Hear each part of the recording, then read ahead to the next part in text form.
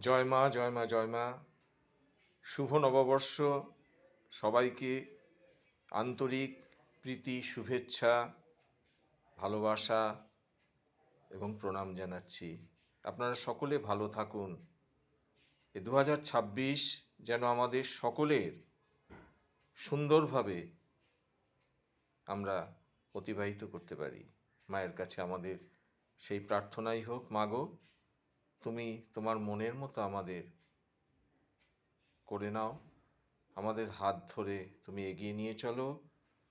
ভগবান শ্রীরামকৃষ্ণদেব আজকে কল্পতরু হয়েছিলেন এবং আমাদের আশীর্বাণী দিয়েছিলেন তোমাদের সকলের চৈতন্য হোক।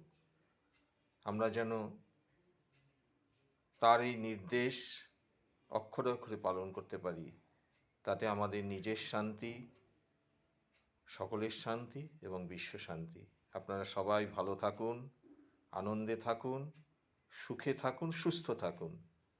জয় মা, জয় মা, জয় মা।